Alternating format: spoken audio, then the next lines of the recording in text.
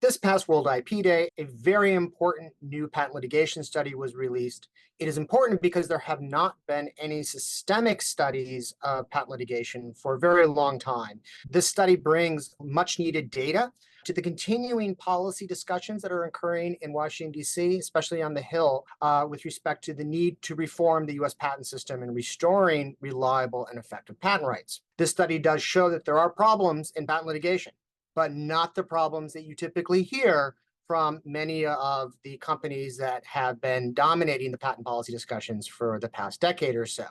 Patent litigation is, in fact, way down. Consistent with that, also, the remedies that patent owners receive when their property rights are violated are also way down.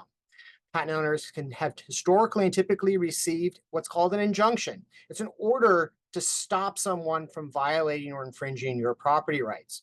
For instance, if someone's trespassing in your home, you can get an injunction against them to kick them out of your home. Patent owners can get the same thing against companies that are violating their patent rights by making and selling their inventions without their permission and without paying them a royalty fee.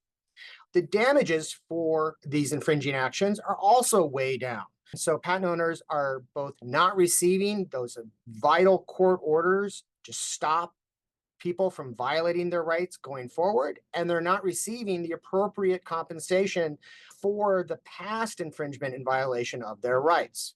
Moreover, the litigation by so-called patent trolls, those mythical beasts that allegedly buy up junk patents and threaten real innovators, is not occurring. And to the extent that there are a few bad actors, that is actually a very small, insignificant portion of the entire patent litigation landscape. What this shows us is that there is continuing concerns about the destabilization of patents as reliable and effective property rights that serve as a basis for commercialization and deployment of new technologies, new drugs, and the other types of products and services that make modern life a veritable miracle. This data will serve a key role in the continuing discussions about how we should reform the patent system that are now occurring in Congress and elsewhere.